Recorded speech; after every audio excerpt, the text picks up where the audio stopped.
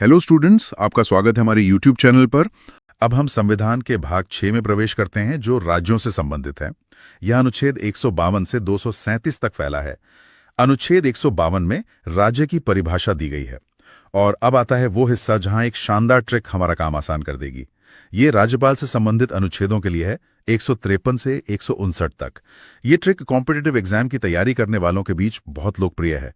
Trick है रकानिका yes. मैं इसे बहुत धीरे और स्पष्ट रूप से बोलता हूं, रा का नी का य स। चलिए अब इस कोड को डिकोड करते हैं। अनुच्छेद 153 में रा से है राज्यपाल का पद। अनुच्छेद 154 में का से है कार्यपालिका शक्ति। इसका मतलब है कि राज्य की सारी एग्जीक्यूटिव पावर राज्यपाल में निहित होगी। बिल्कुल, लेकिन यहाँ एक लेकिन है। राज्यपाल राज्य का नाम मात्र यानी नॉमिनल हेड होता है।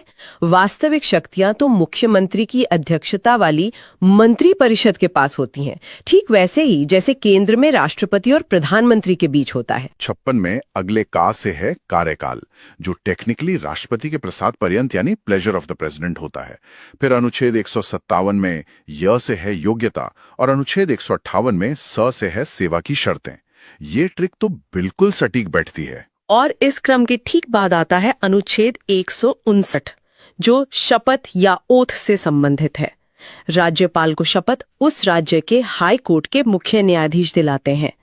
तो रकानी का यस और उसके ठीक बाद शपथ, ये पूरा क्रम याद रखने में बहुत मदद करता है। बिल्कुल। अब राज्यपाल से जुड़े कुछ और महत्वपूर्ण अनुच्छेद देखते हैं। अनुच्छेद 161 में राज्यपाल की क्षमादान शक्ति है।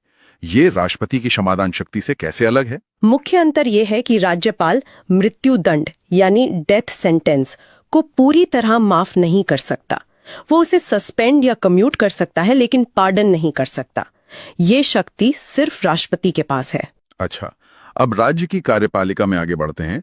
अनुच्छेद 163 में मंत्रिपरिषद है, जिसके प्रमुख चीफ मिनिस्टर होते हैं। अनुच्छेद 164 कहता है कि चीफ मिनिस्टर की नियुक्ति राज्यपाल करेंगे। और फिर है अनुच्छेद 165, महाधिवक्ता यानी एडवोकेट जनरल। एडवोकेट जनरल राज्य सरकार का सर्वोच्च विधि अधिकारी होता है, ठीक उसी तरह जैसे अटॉर्नी जनरल केंद्र सरकार का होता है। इनका काम राज्य सरकार को कानूनी सलाह देना और कोर्ट में उनका पक्ष रखना है। चलिए अब राज्य की विधायिका की बात करते हैं। अनुच्छेद 168 में विधानमंडल का प्रावधान है। फिर आता है अनुच्छेद 169, जो विधान परिषद के सृजन या समाप्ति से संबंधित है। ये प्रक्रिया काफी दिलचस्प है। हाँ, ये बहुत यूनिक है। किसी राज्य में विधान परिषद बनानी है या खत्म करनी है, इसका प्रस्ताव पहले उस राज्य की विधानसभा को विशेष बहुमत से पारित करना होता है। फिर वो प्रस्ताव संसद के पास जाता है और अगर संसद उसे साधारण बहुमत से पास कर दे, तब जाकर विधान परिषद बनती या खत्म होती है।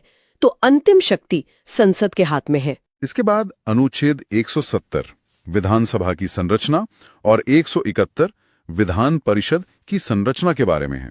और आगे बढ़ें तो अनुच्छेद 178 विधानसभा के अध्यक्ष और उपाध्यक्ष की बात करता है और 182 विधान परिषद के सभापति और उपसभापति की। और राज्य स्तर पर दो और अनुच्छेद जो सीधे राष्ट्रपति और संसद वाले अनुच्छेदों से जुड़े हैं। एक है अनुच्छेद 202 राज्य का वार्षिक बजट और दूसरा है अनुच्छेद 213 राज्यपाल की अध्यादेश यानी ऑर्डिनेंस जारी करने की शक्ति। यहां भी एक पैटर्न है। राष्ट्रपति की अध्यादेश शक्ति अनुच्छेद 123 में है और राज्यपाल की 213 में। देखिए 1 2 3 से बनता है 2 1 3।